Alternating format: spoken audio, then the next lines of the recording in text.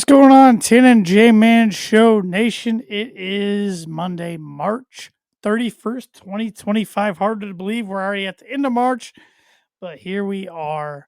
Episode 437 of the Tan and J Man Show is live on the IC Sports Network, the IC Sports Network YouTube page, and the Tan and J Man Show Facebook page.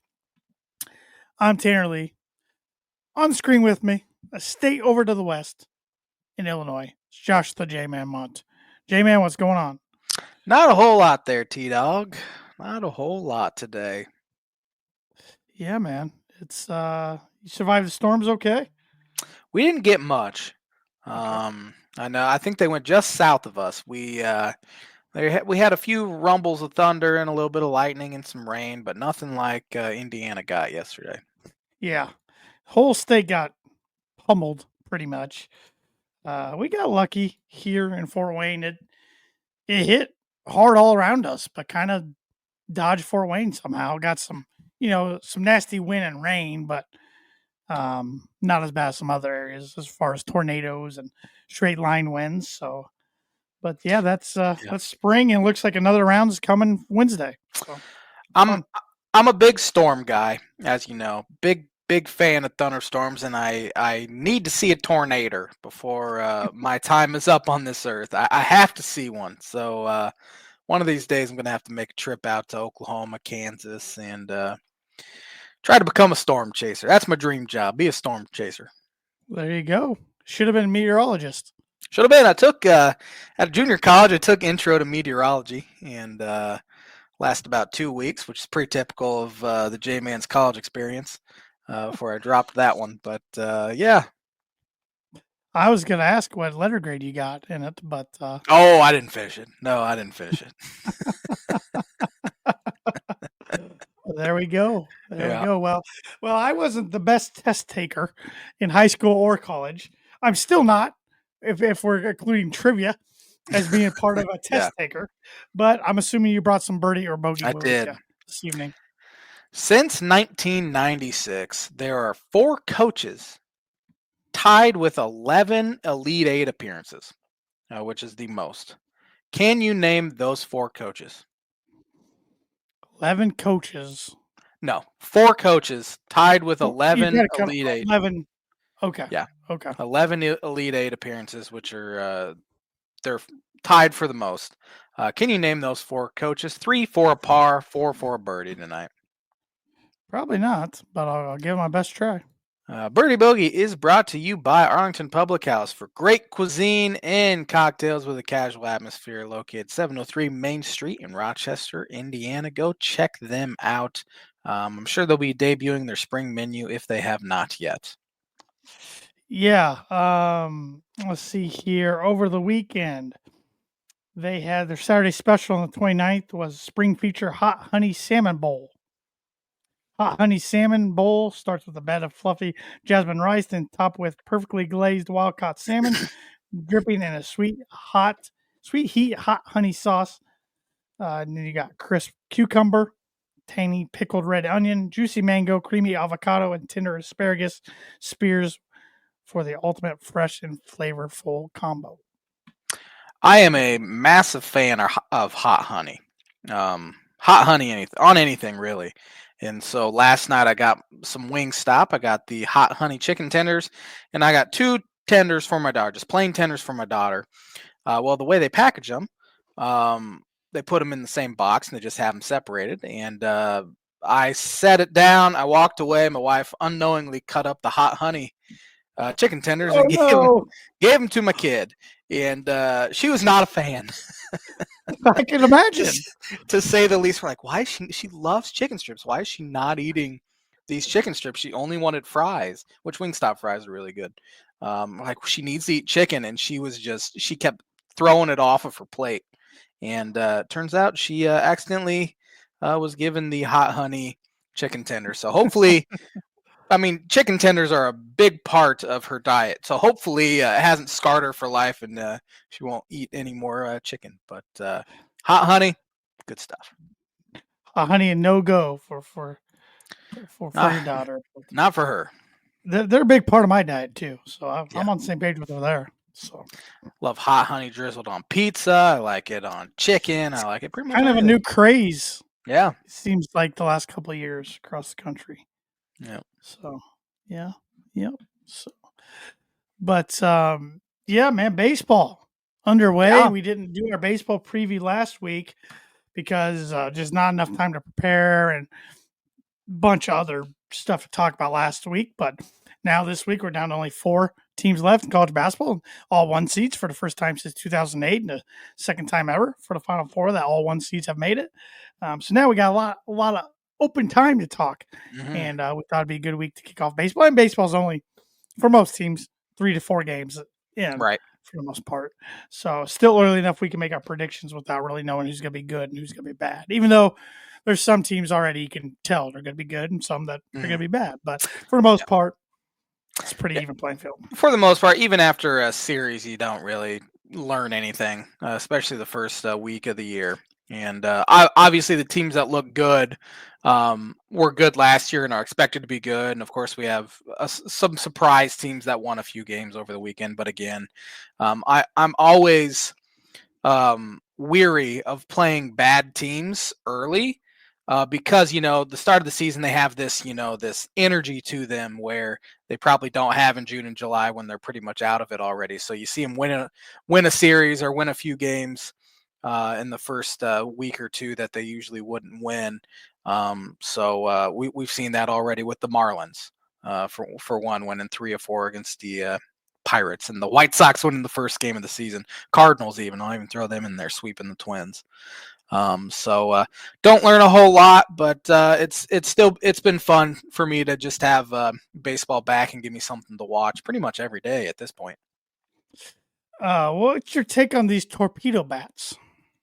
I have no issue with them. I mean, the Yankees have kind of gotten the most pub with them, and everyone's saying they're cheating, but they've been used around baseball all weekend by a lot of teams. Cubs have already used some.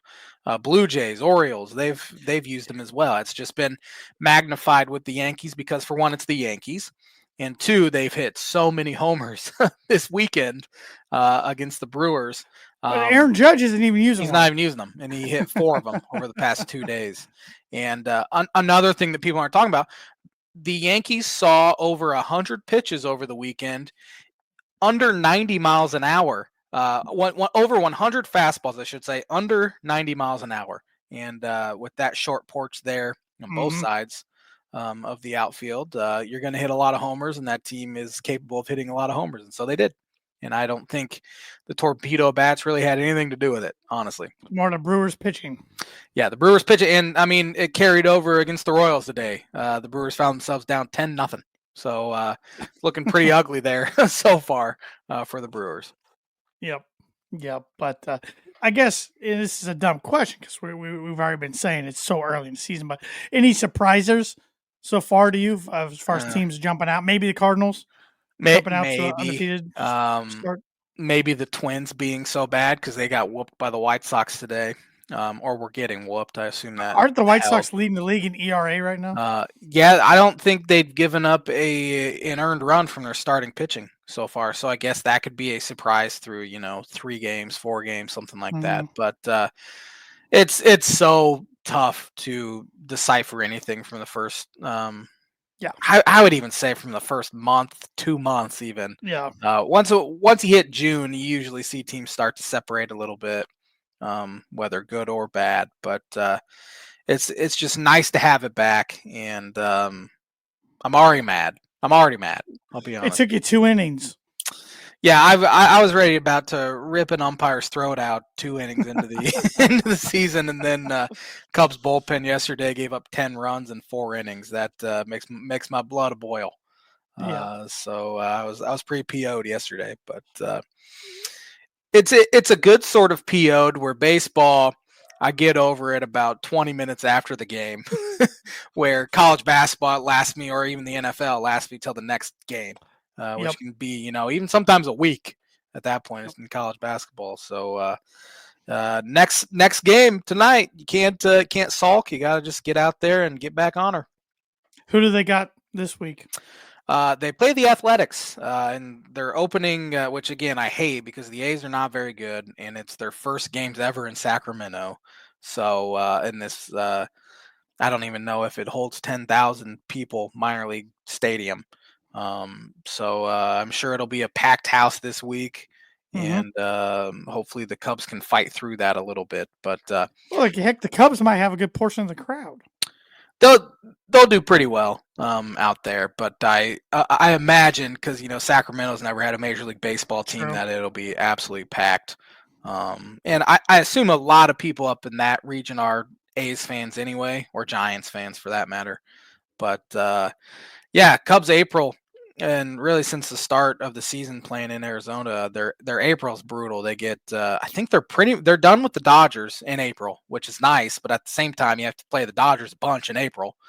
I think they might be done with the Padres in April as well, which is another tough one. I think they play the Phillies in April. Their April's brutal, so they just kind of have to keep their head above water a little bit, and hopefully they can go on a run once the schedule lightens up. But hate those excuses. Yep. Yep. Well, you want to get right into our predictions for Let's do the it. 2025 season. Mm-hmm. We'll go division by division. Then I did MVP and Cy Young, and then of Yep. course World Series. I Yeah. also threw in my NL and AL Rookie of the Year, so I'll give those at the end as well. I did not, but I figure you That's all right. probably did. So, starting with American League East, who do you got coming out of that division? I have the New York Yankees winning that division. I do as well. They did lose Juan Soto. They traded for Cody Bellinger and closer Devin Williams as well from the Brewers. Signed Max Fried and Paul Goldschmidt. And they will be missing Garrett Cole this year as he's having a Tommy John surgery, but they should still pitch really, really well. And as we saw over the weekend, was it 14 homers in 4 games? Yeah, is it was the most ridiculous. ever to start a season.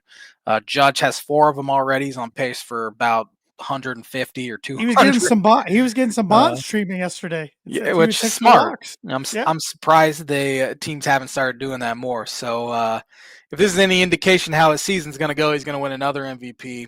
And he's not slowing down. And he's 33 years old. It's crazy. Yeah. So. Yeah. Off the hot start. I honestly, before the season started, I was like, I was going to pick him second in the division. Mm-hmm. But with the hot start in the weekend and me being still a Yankees fan, even though I'm more a casual Yankees fan these days, I was like, I'll put him first. I still don't, I mean, spoiler alert, I don't have him in the World Series though. Yeah. And I still don't know if that's going to be good enough to, I say it every year, good enough to extend Aaron Boone's managerial career in New York. But I know for sure he'll be gone if they miss the playoffs. Yeah. I did the preview before I saw what happened over the weekend. So I was trying to be a little more not knowing of because I mean guys could get injured over the weekend too, and who knows. But I tried for the most part to do all of these before I saw what happened over the weekend. Who do you got runner up in that division? I have the Baltimore Orioles. I do as well. Runner up. They signed Tyler O'Neill for their outfield, and crazy stat, he has homered in 6 straight opening day games. Which is a major league record. Yeah, he's done it with 3 different teams, I think, with the Cardinals, Red Sox, and now Orioles. Maybe he did with the Mariners too, because he was a Mariner. But they signed him to bolster that outfield. They signed old man Charlie Morton, 40-year-old, for the rotation, and 35-year-old Japanese starter Tomoyuki Sugano. They did lose Corbin Burns to the Arizona Diamondbacks, and Gunnar Henderson. Their stud shortstop starts the season on the injured list, but I think he's already playing in AAA, so he should be back fairly soon as kind of a shortened spring training for him. But again, pitching's a major question. I think they'll hit the ball all over the place, score a ton of runs, but the bullpen's not great. Starting pitching's old, and you don't have really a stud there. In your rotation, but I think they'll be good. I don't think they'll be 100-win good like they were a couple years ago, but they should still be a postseason team. Well, and last year was kind of the first year they had expectations. I felt like, and didn't quite live up to it. Yeah, 2 years ago they kind of came out of nowhere with all these young guys and won over 100 games, and everyone's thinking they're going to win 100 games for years in a row. And last year they were good last year, but it just seemed like something was off a little bit with them. Yeah. Yeah. Who do you got finishing third? I have the Boston Red Sox finishing third. I do as well. Signed Alex Bregman to be their third baseman. Traded for Garrett Crochet from the Chicago White Sox. Signed Walker Buehler, Aroldis Chapman. Rafael Devers is not happy that Bregman is the third baseman. And Devers responded over the weekend. I think he was 0 for 16 with 12 strikeouts as their full-time DH. So that'll be an interesting storyline to watch this year. It was interesting already when Devers said, I'm going to play third base. I'm not giving Bregman third base. And they gave Bregman third base. So I don't know if it's going to be a thing. They just signed Devers to a massive $200 million deal just a couple years ago, maybe just 2 years ago. So I don't know if it gets ugly towards July if they ship him off or something. But yeah, and Red Sox need a healthy Trevor Story. He hasn't been healthy in 5 years now. Ever since he left Colorado. Yeah, really, and yeah, he was starting to get hurt in Colorado too. Yeah, he was. And it's carried over to Boston, but they should be okay. I saw a lot of people picking the Red Sox to win the division. I think that's a stretch. I did too. I just think the Yankees are quite a bit better. I even think the Orioles are quite a bit better. But Red Sox should compete for a wild card spot. I don't remember if I even have them in my playoffs. I'll get to that once we get talking playoffs. But yeah, they should be okay. Well, let's see if we agree all the way across the division. Who do you got number 4? Toronto Blue Jays. Yep, we're gonna agree all the way down, all the way 1 to 5. Yep. Signed Anthony Santander from their division rival Baltimore Orioles. He has 30 homer power. They also traded for Andres Jimenez from Cleveland. They have pretty much a whole different bullpen. They have 5 to 6 new guys in that bullpen, led by closer Jeff Hoffman. The big storyline with them is will Vladdy Jr. sign an extension? He's wanting $500-600 million. I don't think a first baseman should ever get $500 or $600 million. He had a fantastic year last year, but he needs to be able to replicate it. Need a much better Bo Bichette. He was terrible last year. They need him to stay healthy and be productive. And again, I think they're 1 through 4.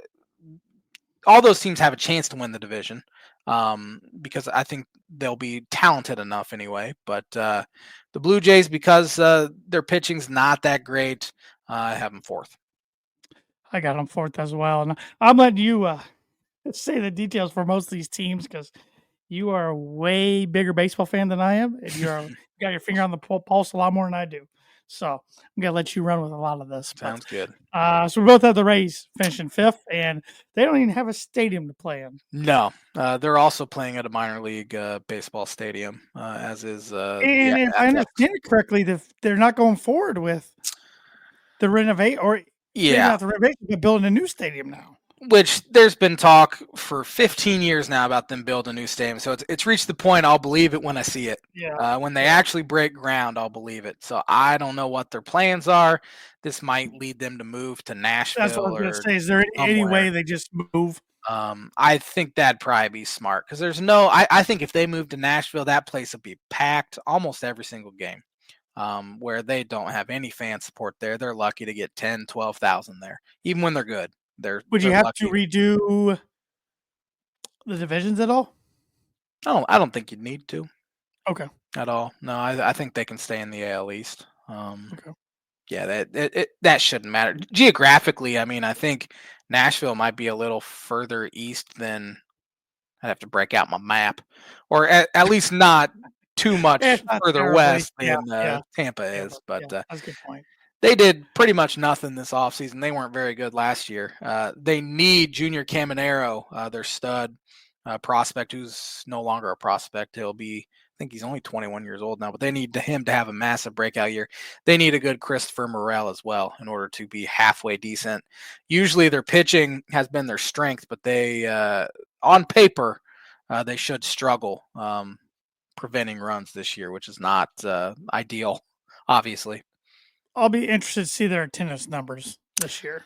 Yeah, it might help a little bit. They need to be moving into a smaller park anyway, just to make it look like there's more people there. I think they could easily get away with building a 25 to 30,000 seat park and be okay. Yeah. But move on to the AL Central. This was baseball's worst division. pretty easily last year. I think it's going to be better this year. Who do you got taking the crown? They had 3 teams in the playoffs last year. I'm an idiot. I thought they had one. No. The Cleveland Guardians won the division Yeah, last year. Tigers were in the wild that's card right. round, as were the Kansas City Yeah, Royals. yeah.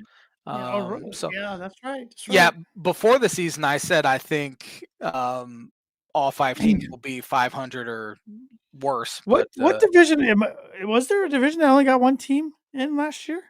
the AL West wasn't great. Astros won it. Mariners were okay. The NL Central only got one. NL West was good. I Okay. think you might be thinking the AL West. I don't know, but Or maybe I'm getting it confused with another year. I don't know. well, yeah, preseason last year, I think we said it'd be by far the Yeah. worst. The White Sox bring it down quite a bit, honestly. Oh yeah, that's true. But I have the Kansas City Royals. I'm buying the Royals to win that division. I'm thinking the Tigers. All right, I like that too. But the Royals, they picked up Jonathan India in the offseason, a good utility guy, can play second base, can play outfield. Pretty solid hitter. I'm glad he's out of the Cubs division because it seemed like he was a Cubs killer there with the Cincinnati Reds. Bobby Witt Jr., potential MVP. Cole Reagans, potential Cy Young, dark horse. Really good left-handed pitcher that they picked up from the Texas Rangers in the Aroldis Chapman deal just 2 years ago. And he has turned into a bona fide superstar. Vinny Pasquantino, one of the most likable players in baseball. He's a really good first baseman. I think this team is poised to be pretty good. I get the Royals second, so okay. Not too far. And I have the Cleveland Guardians finishing second. Virtually same team as last year. They won 92 games. I think they were kind of a surprise team to win 92 games and win that division. They did trade Josh Naylor, who had 30 homers for him last year, to the Diamondbacks. But they got their old vet, Carlos Santana, to return after a few years away. As always, they'll pitch really, really well. They have arguably the best closer in the sport in Emmanuel Clase. And their run prevention is as good as any team in baseball. So I think that will keep them in it at least. You can tell how much research I did. I have them fourth. And you just convinced me they have a good shot to win the division with all their pitching and I knew Clase was there, but I didn't know the rest about their pitching. They should pitch well. They should be good. But again, I think they had a lot of things go their way last year to win 92 games. So maybe they'll fall back and you'll be closer than I. Well, they've been one of the more consistent teams the last 5 years. They have. Nobody really talks about them. So. Yeah, they were in the they were in the ALCS last year and they lost to the Yankees. I believe it was Cleveland, right? Yeah. Yeah. But I have the Detroit Tigers finishing third. They were a surprising 86 win playoff team at the trade deadline. They were shipping guys off. Jack Flaherty was one of them. And so people thought they'd fold and they ended up getting hot. And now they added Jack Flaherty back after trading Dodgers at the deadline last year. Added Gleyber Torres to be their second baseman. Tariq Skubal coming off a Cy Young Award winning season. He is a stud, could win 2 in a row. I think they'll be right there. And honestly, I think those three, you can flip a coin and decide who the winner is because I think they're very interchangeable.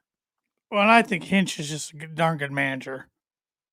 Yeah, he's fantastic. Even though he had the cheating allegations and all that, although he didn't run it, he didn't stop him from doing it. And he knew it was wrong. So yeah, he definitely knows what he's doing. Yeah, so. I got the Twins third. Okay, I have the Twins finishing fourth. They were kind of a disappointment last year. 82 wins. Yeah, they were.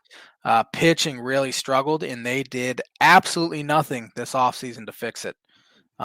They need Byron Buxton, Carlos Correa, Royce Lewis to all stay healthy because none of those guys have proven they can do it. If they all stay healthy, they could easily win the division, even though I have them finishing fourth. But it remains to be seen with their health. And again, their pitching is just not good at all. That's an ownership group that has decided to stop spending money too, which like too many ownership groups in the MLB. In baseball, for sure. More than any other sport, it's getting concerning. So, well, this isn't a surprise. We both had the White Sox finishing last. They were the worst team in the history of sport last year, and they decided, let's run her back. Let's run it back. I think Will Venables. New manager, though. New Yeah, manager. Will Yeah. Venable, which I like. Yeah. Will, he was the Cubs first base coach past couple years, and he seems like a good dude and smart guy. He's an Ivy League. I think he was Princeton grad. So maybe they shouldn't lose 121 games. That you have to be special bad. You and honestly, you have to be pretty unlucky to lose 121 games That's too. true. So I don't think they'll lose that many. I don't think they'll win more than 50 to 55 though. And Oh man. yeah, their first game of the year, there was quite a few fans there. I knew a couple people there actually at opening day, and then I saw game 3, and it looked like there was about 70 people there maybe. Which hopefully Jerry made enough money to pay the electric bill for the year Yep. on opening day. So we'll see. Well, I know our good buddy Aaron Lynch. He got opening day. Now he got them back in January, but he got opening day tickets for $67 a piece. That's not bad for opening day. Good seats too. Even though they stink, that's not bad for opening Yeah. day. I think this week you could probably get in there for about a 5-cent piece or something Yeah, like that. you'll pay more for Just, parking than you will. yeah, For you'll just throw a throw a nickel at the ticket vendor, Yep. and so yeah.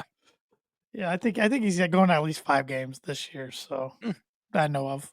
You going to even though your team stinks, going to baseball games is fun. Yep. Yep. And if your team's gonna stink, it's more enjoyable to go to the game than watch it on TV. 1000%. Although I went to the worst Cubs team in history was 2012, and I watched almost every game start to finish on TV. And the one game I decided to go to is when they lost 17-1 to the New York Mets. So, and that would be enjoyable. The issue was, we were looking at pitching matches. I was like, all right, they have a chance today because Jeff Samardzija is going, and he was the only pitcher worth anything in that rotation. So they got a chance, and then I think Daniel Murphy hit 2 homers and a couple other guys hit homers. Yeah, he was. That was before he turned into the Daniel Murphy that he ended up being, but that was ugly. Yeah. No matter how you slice it, 17-1. Yeah. If your team's on the losing side, it's not enjoyable. And it was one of those things where the Cubs' first run came when they were down 12 or something like that. It wasn't like they got off the 1-0 lead or anything. Right, where at least you get a little bit of crowd involvement. It was over from the start. AL West. I have the Texas Rangers winning the American League West. I do as well. They won the World Series 2 years ago, and then were very disappointing, 78 and 84. They signed Jock Peterson and Jake Berger to I think they traded for Jake Berger to help their offense, which kind of struggled last year. They had some injuries too.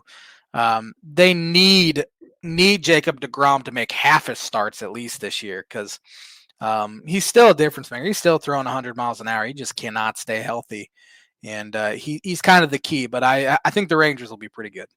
Yep, I do as well. I have them there. A lot of the experts have them there. They're a sexy pick to be in the World Series again. Yeah. So, which is crazy if thinking back on it, if they do happen to make it since 2010. So the last 15 years, they'd be the 3 World Series.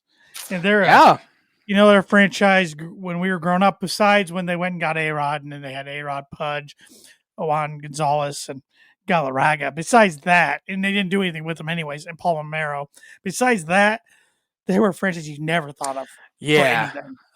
They were able to sign guys to big time deals like A-Rod and Alfonso Soriano even, but they were not. They just weren't very good. As you said, they've played in 20% of the World Series since 2010. And they've only won one of them, and I struggle even thinking about the 2011 one just because of the way it happened and the fact that it was the St. Louis Cardinals beating them when they should have won. But should be good this year and should have a chance to get there again. But who do you got number 2 in that division? Seattle Mariners. I have finished in second. Can really pitch. 3.49 ERA as a team last year. The rotation's awesome. Logan Gilbert, Luis Castillo, Bryce Miller, Brian Wu, Emerson Hancock. George Kirby's arguably their best, and he's hurt right now, but he should be back. Their issue is offense. They hit 224 as a team last year, and I'm still waiting on that Julio Rodriguez breakout because he came up at 19 and had a great rookie year and just hasn't been that good since. So if they can just score a few runs, they should be all right. I absolutely hate my number 2 pick, but if you remember, one of my 25 bold predictions 2025 was the A's were going to make the playoffs for some dumb reason. And so I put the A's number 2 in the division. Oh, you got to stick to it. I If do, you're going to have unfortunately. bold predictions, you Man, got I to made some dumb ones this year. Who do you have finishing third? Astros. I have Houston as well. They traded Kyle Tucker to the Cubs, lost Alex Bregman. Isaac Paredes, who they got from the Cubs, could hit 40 homers in that ballpark. He is an extreme fly ball pull hitter, and with it having that real short porch there in the Crawford box, he could hit 40 homers there. Who knows? Well, and it was one of those things. It was hard for me not to pick them to win the division. Because even last year, I mean, first half of the year they struggled for majority of it. We're like, just wait, it's gonna happen. Yeah. Finally, we didn't have to watch him in the championship series like we had since 2017. But Cam Smith, another guy that got for Kyle Tucker in the Cubs trade, has only played 30 games or played less than 40 minor league games, and he made the roster after having incredible spring training. So it was cool how they did it too, with his parents coming in. Yeah, brought his family in, and so we'll see. I don't know. 40 minor league games and he's already in the big leagues. That's kind of taking a chance. Scary. Yeah, and you send him down, it could just tank his confidence. And who knows how that's going to work? But I have the Athletics finishing fourth. The Mariners. They signed Luis Severino to bolster that rotation. Brent Rooker could hit 35 plus homers. Lawrence Butler is really good for them in the outfield. So I think in the second half last year, they were over 500. So they played some pretty good baseball. And we'll see if they're able to carry it over. They're playing in Sacramento. So we're agreeing on the last place teams in every division so far, and the Anaheim Angels. Yeah. The Angels. They made some moves that would have been awesome 5 years ago. They signed Jorge Soler and Yoan Moncada, Tim Anderson, Kyle Hendricks. Poor Mike Trout. I don't know if we'll ever see him play in the postseason again. Unless he tries to force his way out. He needs to stay healthy. But that team is not good. Their farm system's not good. It's rough. You know, when we were just saying we might never see him play in the postseason, I'm thinking, have we ever really seen an unbelievable athlete not only not win a championship, but hardly ever play in the playoffs? Only one I can think of, and he made it once, was Barry Sanders. Honestly, a good comparison between sports, because basketball, it's so easy to make there's playoffs. So many teams. Yeah. And if you're a superstar, you can carry a team to the playoffs. Yeah. In the NBA. But honestly, Trout and Barry Sanders, pretty good comparison, because Trout's only played in it once in 2014. But unless he forces his way out, which he doesn't seem like the kind of guy to do that. Right. But part of him has to be thinking he's a bit, I mean, he's an East Coast kid, huge Eagles fan. Maybe he forces his way to the East Coast somehow. One of these days, but again, he hasn't said I want to trade or anything like that. So that might just not be in his character to do that, which is respectable. So, moving on to the NL East, I have the Philadelphia Phillies winning the East. I have the Atlanta Braves. Okay, I have the Braves finishing second. I got the Phillies second. So the Phillies will score a ton of runs. Signed Max Kepler to the bolster their outfield. Traded for Jesus Luzardo from the Miami Marlins, and he is a lefty with ridiculous stuff. Had a terrible year last year, and so the Phillies were able to buy low on him, which is very smart to do, and didn't give up a whole lot for him. And he's a guy that could take the next step. He's lefty, throws 100 miles an hour almost. And I am imagining a breakout just because he's on a good team. But bullpen is a question, which seems like it's been a question for the Phillies for years now. So, and then as far as the Braves go, health is the key. Ozzie Albies has to stay healthy. Acuna's coming back from a torn ACL. They say he could be back by the end of the month. Spencer Strider as well had Tommy John last year, so maybe by the end of the year he'll be back.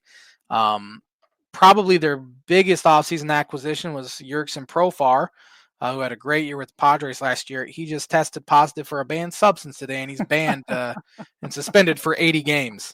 Oh And my he's gosh, how do you do that? and he's not eligible for the postseason now. He can come back after 80 games, but he's not eligible for the postseason. And it was a substance that Manny Ramirez got in trouble for too. It's a thing that's supposed to that guys usually take after they take steroids to flush it out of their system. So that's a banned thing as well. So I don't know if it was an accident. Some of these are probably accidents, because you can't imagine guys stupid enough to try to inject something like that. You wouldn't think, You wouldn't but think. It's not going to happen to me. I'm not going to get caught. That sort of thing. yeah, People are yeah. stupid though. Yep. But one of my bold predictions was the New York Mets would miss the playoffs, and I have them finishing third in the NL I do East. as well. Signed Juan Soto to a $700 million deal. Then Pete Alonso's back as well. I think they'll be solid but unspectacular. Pitching is the key, and they haven't been able to stay healthy. And honestly, on paper, their pitching's not that great. I was gonna say they gotta stay healthy across the field too. And that's been a problem of theirs for a while. Yeah, Lindor had a great year last year. He needs to be able to replicate that. But outside of Soto, Alonso, and Lindor, it's just they're okay. I don't think they're all that great. So, well, in the bottom of this division, I think is gonna stink really bad. Yeah, the Nats, in my opinion, are interesting for the first time in 5 or 6 years. I don't think they'll be great, but I think they're a team where you probably won't want to play come August or September. You could be a spoiler. Could be, yeah. Sign Josh Bell, trade for Nathaniel Lowe, so that'll help, especially first base. I don't know if they'll platoon those guys, but 2 young players that came up real early, both guys 22 and younger, James Woods and Dylan Cruz. They need both those guys to have good years in order to be successful. Mackenzie Gore as well. He had 13 strikeouts in game 1 in 6 innings. And he's a lefty with fantastic stuff. So if you get a Cy Young caliber year out of him, you could be talking potential to compete for a wild card spot. But I think they're a year or 2 away from doing that. So I have them 5th. I actually have the Marlins 4th. I have the Marlins 5th. I think they'll be nearly as bad as the White Sox were last year. They got rid of all of their halfway decent players. They do get Sandy Alcantara back from injury. He missed the majority of last year, if not all of last year. So that will help. But that lineup is putrid, just putrid. So it's not a good year for Florida baseball. No, it's really not a good year for Florida anything at this point. That's true. So that's true. What are the Heat? The Heat Magic should be in the playoffs. Magic, yes. I think the Heat are battling with the Bulls for that one of the final play-in spots. So they've kind of been a disappointment because I see all the Heat stuff with following Dolphins. I know the Florida Panthers are good for hockey. Are they good? I guess Tampa Bay made the Lightning are usually pretty good too. Made the playoffs. Tampa Bay Buccaneers made the playoffs. NL Central. I have the Cubs winning it. I have the Cubs as my bold prediction. On paper, they're the best team in the division, but I think they were last year too, and they missed the playoffs. I had them winning it last year too, if I remember correctly. I think I did too. They did trade for Kyle Tucker. He's a legit superstar level offensive bat, and it's already proven so far. He has 2 homers in their first 4 games, 2 big homers in their first 4 games. But they pitching. Bullpen gave up 10 runs in 4 innings yesterday. They got a 6-2 lead in the bottom of the 8th and gave up 8 runs in the 8th inning yesterday. I was not very happy, and they almost blew a 3-run lead in the 9th on Saturday. And Dansby Swanson made a fantastic defensive play to end it. So pitching. Rotations looked okay so far. Matt Boyd, who they signed from Cleveland, looked good yesterday. Justin Steele already has 2 starts under his belt. Shota Imanaga has 2 starts under his belt, and I think Shota's given up 1 run so far this year in this 2 starts. Steele's been okay. Jameson Taillon didn't look very good, but it's early. But bullpen, that's the question mark, and so far it's looked awful. And that is on Jed. It's on Ricketts. they traded Cody Bellinger as a salary dump to save $25 million. And the guy they got for him, they've already traded to the Baltimore Orioles, and they didn't spend any of that money they saved. So both things can be true. The Ricketts haven't given enough money, but they've given Jed enough to put together a competent bullpen. And it's what cost them the playoffs last year. They were so bad in April and May that they just couldn't recover. And they need to figure it out quick. So Matt Shaw, though, third baseman, made the roster out of spring training, and he hit his first career homer on Saturday, and they need him to have a solid rookie year. But they should be good. I don't think any team's going to win 90 games in this division. I think the division winner will win 85, 86 at most. Yeah, Jamie, we're going to have to fly through the rest of these. Yes, we are. I have the Brewers finishing second. On paper, they're not great, but they have a way about them to be good. They lost Devin Williams. Need Yelich to stay healthy, though, and Jackson Chourio to take the next step. So, yep, I got the Brewers second, and I got the Reds third. I have the Reds third. Bullpen is horrendous, like the Cubs. Traded for Gavin Lux and Brady Singer. Rotation should be pretty good. Need Ellie De La Cruz to actually play like the MVP everyone said he would be. Maybe this is the year. Fourth, surprising, I got the Pirates. I have the Pittsburgh Pirates as well.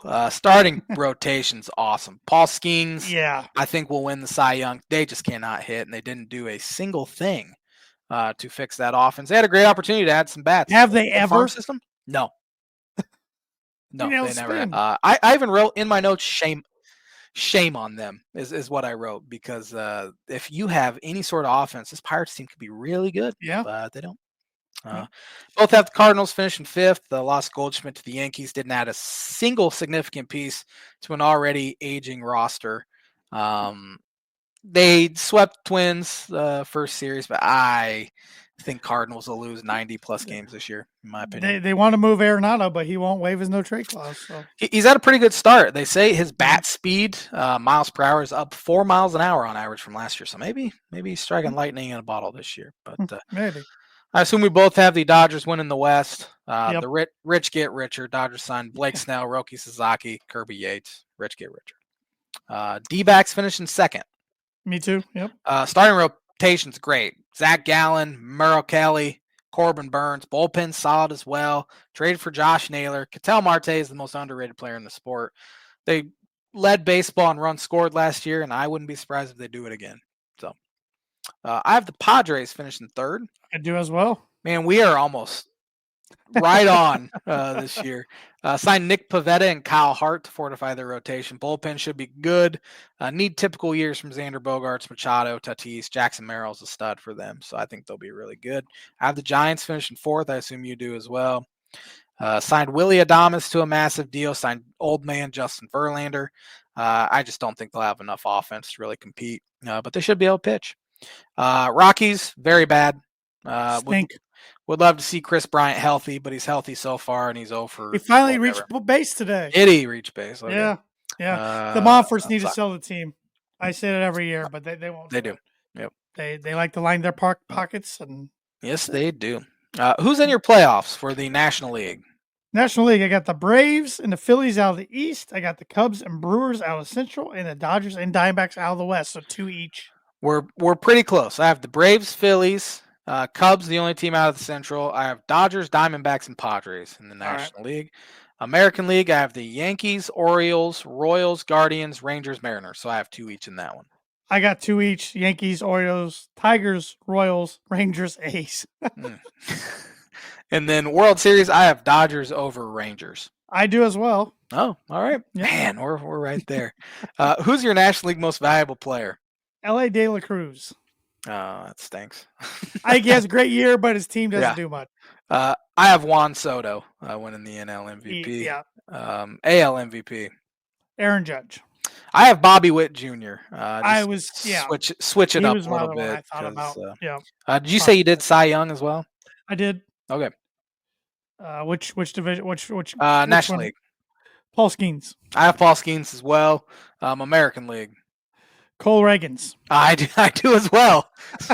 So we're right there. And then my National League Rookie of the Year, I have Roki Sasaki with the LA Dodgers. He got rocked in his first game, and they show him crying in LA because he got booed off the mound. They're ruthless there.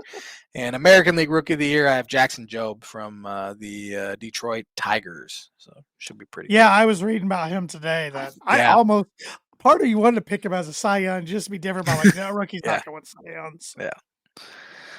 Looking forward, I mean, one thing I always look forward to is baseball is like a Tuesday night on the road. Just you turn the Cubs on and they're playing, I don't know where they're playing, in Pittsburgh or something. And just kind of sit back and relax and then get mad in the 8th inning when the bullpen blows. What's your go-to watching baseball snack? Not a big snack guy. No? No, not a snacker. I eat Okay. big meals, but I don't really snack. Okay. In the ballpark, I would probably say nachos. Well, maybe I'm not a big popcorn guy, but yeah, not a big snacker for whatever reason. It's just funny. You just mentioned popcorn. My mother-in-law got us this mixed, like Chicago style popcorn, corn and cheese. My wife downstairs, she just texted me, "Did you eat all the popcorn?" I finished it off today. Hungry as my post-lunch snack. So. Yeah, it's the weirdest. You would think it's the weirdest combo, but man, that cheese and caramel together is fantastic. It's so weird. Yeah, it is. It is. Well, I got some blind rankings for you, and they're baseball related, Cubs related. So I went back and found since 2000 different starting opening day pitchers for the Cubs. You got to rank them 1 through 5 without knowing who's going to come next. So starting with Ryan Dempster. Oh man, starter in 2011 and 12. He had pretty good years as a starter. He was a miserable closer. Ah, man, this could go so poorly or so well. I'm gonna put him 4th. 4th? Okay. Yeah. Okay. Jake Arrieta. Oh man, this is gonna be tough. His mid 2014 through 2016 was arguably the greatest run a Cubs pitcher's ever had. One of the best runs. His 2015 second half is arguably the best run a starting pitcher in the history of baseball has ever had. It's lowest ERA ever in the second half. I gotta put him 1, I guess. And his only opening day start was 2016. Yeah, that makes sense. Yeah. Yep. I'm between like I got a whole list, but I can only pick 3 more. We'll go with John Lester. I'll put him 2. 2? Okay. Big John. Yeah, he started 2015, 17, 18, and 19. Yeah, man, it's tough not having him 1 because big old lefty. But I'm okay with the 1-2 there. Okay. All right, let's go with Jeff Samardzija, 13-14. 5. 5. Pretty easy. Yeah. I was going to go with one of the recent ones the last 3 years, but even if you went with one of the recent ones, I'd still put Samardzija 5. Yep. Well, and this one I was going to do the whole time. Some of the other 2 I was filling in. Carlos Zambrano. I'm fine with him 3rd. Okay. Yeah, 6 opening day starts. Yeah. 2005 through 10. I was gonna say they were probably all in a row too. I'm very. Only won one of them. That doesn't surprise me. He was such an emotional player. That opening day, he was so amped up.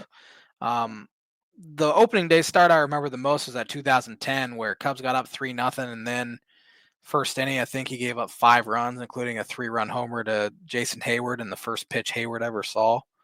I'm very comfortable with that list. The only guys I'd think about switching are Arrieta and Lester, but I'm okay. I'm okay with that. Can you tell me who the opening day starter was in 04 and 03? 04, I imagine it was Pryor. Kerry Wood? Really? Mm-hmm. 2003. I would imagine that was probably Kerry Wood as well, or was that Matt Pryor never started opening day? I wonder if he was hurt to start 2004 because it seems like Pryor would have been their opening day. Beat the Reds in Great American. How about 2002, 2001, 2000? I don't think I have a guess for Kevin Tapani, one of them. That was in 98. Oh. Trying to think who those teams stunk. I'm trying to think who was even in their rotation those years. 2000. I have no idea. Give them to me. John Lieber started all three. I should have picked Lieber because he won 20 games in 2001. Man, I should have picked Lieber in 20. The 99 was a guy named Steve Traskell. Steve Traxel, human rain delay. He would he would hold on to that thing for a full minute before he'd pitch it. It was exhausting to watch. Yep. It looks like, if I'm seeing this, Nebrano's second with the most opening day starts. Fergie Jenkins at 7. I would have guessed Fergie. Yeah. Yep. So, yep. Good list. That is the blind ranking segment. It was brought to you by, like it is every week, Performer Print 2 Promo Group. If you're looking for a trustworthy, dependable resource for next trade show, company picnic, or sales meeting, Performer Print 2 Promo Group has over 50 years combined experience in promotional products and commercial print. They strive for fast and efficient response to all your print needs. You need to look no further. Let them be your one-source print and promotional company today by giving Barbara Van Weinsberg a call at 574-210-3815. Are you ready to get educated here real quick? I need it. On this day in 1877, Test cricket debut of feared Australian fast bowler Fred the Demon Spoforth. Australia loses the second test by 4 wickets to England at the Melbourne Cricket Ground. What a nickname, the Demon. Fred the Demon. Yeah. Must have just installed fear in the opponents. On this day in 1906, Intercollegiate Athletic Association of the U.S. is founded to set rules in amateur sports, becomes the NCAA, most corrupt organization in the U.S. Hate them. I do too. On this day in... Who won the NCAA Tournament Men's Basketball Championship on this day in 75? 75. Yeah. I'm going to go UCLA. I can't. It was UCLA over Kentucky. John Wooden had just his retirement 2 days prior, and it was their 10th title under him. On this day in, the 4th NCAA Women's Basketball Championship game was played on this day in 1985. Old Dominion won the women's title. You could have gave me 100 guesses. I wouldn't come up with Old Dominion. I know. They beat Georgia. Old Dominion, that's wild. Who won the PGA Tour Players Championship on this day in 85? I've never heard of either of these guys. Oh, great. God, I don't even know. If you haven't heard of them, I don't know. Calvin Pete? I've heard of him, but I couldn't tell you anything he did. So, and then he won by 3 strokes over D.A. Weibring? Nope. Never heard of him. Who won the tournament on this day in 86? How about Tom Watson? Say that again? Tom Watson? No, sorry. NCAA Basketball Men's Championship. Oh, I thought you meant Players Tournament. No, sorry. I should have clarified. 86. Was it 85? Was that Villanova? 86 was Louisville. I think Villanova was 85. That was the first. Another interesting factoid. That was the first tournament to use a shot clock. 45 seconds. Can you imagine? Oh, geez. On this day in 87, Indiana won. We don't need to rehash that one. On this day in 91, who won the Players Championship 91? Was that Tom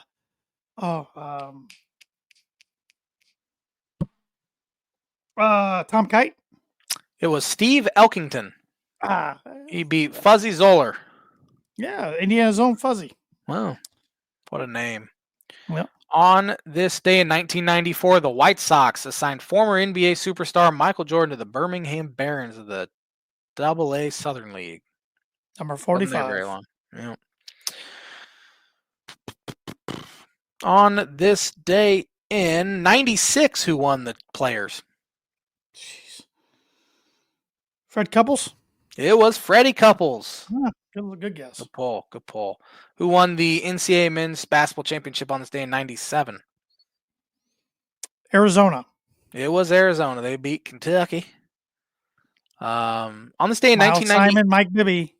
yeah, real good team. On this day in 98, the Milwaukee Brewers became the first team since the inception of the American League in 1901 to switch leagues. Went to the A&L. Yeah. A few more here, maybe one more. On this day in 2003, the Reds opened their new home at Great American Ballpark, and they opened it with a 10-1 loss to the Pittsburgh Pirates. They played Synergy Field before that. Yeah. So. And that is going to do it for On This Day. There's nothing after 2004 for some reason. I was ready for some more championship trivia there. No. So, On This Day is brought to you by, like every week, Mooney Woodcrafts. Mooney Woodcrafts is a veteran-owned and operated woodcraft shop based out of Texas with Indiana grassroots. They provide 100% hand-cut custom designs that fit your needs, and their pieces are a great addition to any home, office, or man cave. You can see some of their recently completed projects by visiting them on Instagram and on Facebook at Mooney Woodcrafts is their handle on Instagram. And if you let them know that Tan and J-Man Show sent you, you get 15% off your first signed order. Get those signed orders in for Mother's Day. Makes the perfect gift for mom. Yes, sir. Final Four is set, and as you said, it's all one seeds. All chalk. All chalk. Yep. Pretty chalky Elite Eight. It was all 1s and 2s except Texas Tech as a 3. Texas Tech probably should have beat Florida, but choked it away. Definitely should have. Auburn, not easily, but controlled the game against Michigan State, even though Broom goes down with, well, he thought it was a broken elbow, then he's fine. Yeah. Duke controlled Alabama the whole time. And then Houston dominated Tennessee. Yeah. I mean, you saw it firsthand on Friday night. That Houston defense is it's a pain to play.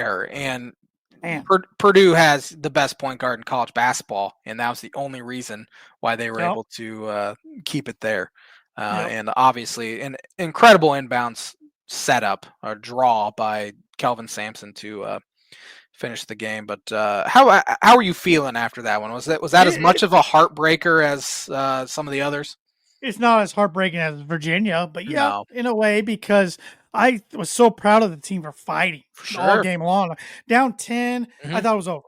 Down 7 a couple times, thought it was over. And they just wouldn't give up, and they played good enough defense to make Houston miss some shots, got some key rebounds. I don't remember the last time I've yelled so loud on TV, not being at a game, than when Kim Heide tied it up. I woke my wife up. She had went to bed. And I actually went in the room to get something with 2.5 minutes ago. She asked me what the score was because she was like half asleep. I said, we're down 2. She goes, I'm glad I'm not watching. I yelled so loud. 30 seconds left. She goes, what happened? I said, Cam just hit a 3 tied. She goes, I have to get up and come watch. Yeah. So she comes out to the living room, watches. And then by that time, even though, how the game ended, she couldn't go back to sleep because the adrenaline's flowing then. So Heartbreak City. Purdue was not going to win to overtime, though. You can't convince me they were going to win to overtime. Would have loved to get the ball with 7 seconds, though, if they would have called a push off. Yeah. Would have loved that.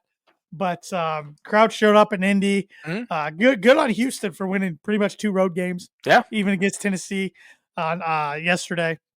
But I don't think Houston gets past Duke. And I think Florida beats Auburn.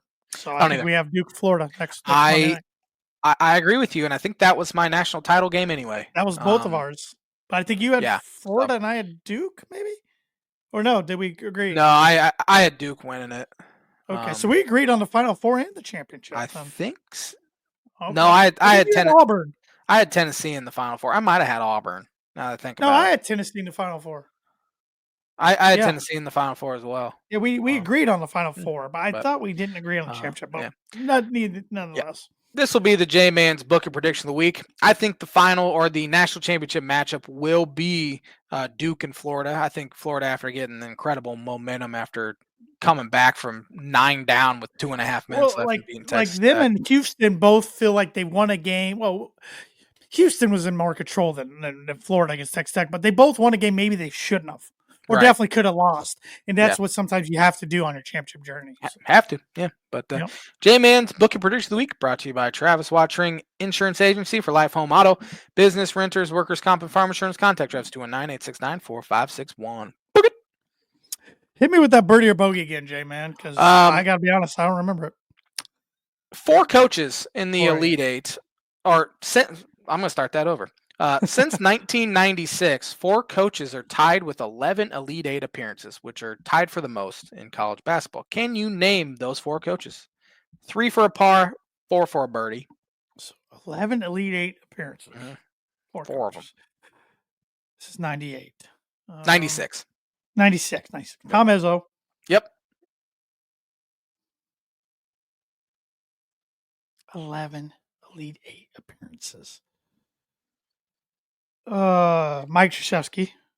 Nope. What? Nope. I was so certain of that. Nope. Oh my god. Oh my god. You still have a chance at a par. Bill Self? Bill Self's one of them. Oh shoot. Oh. 11. That's a lot.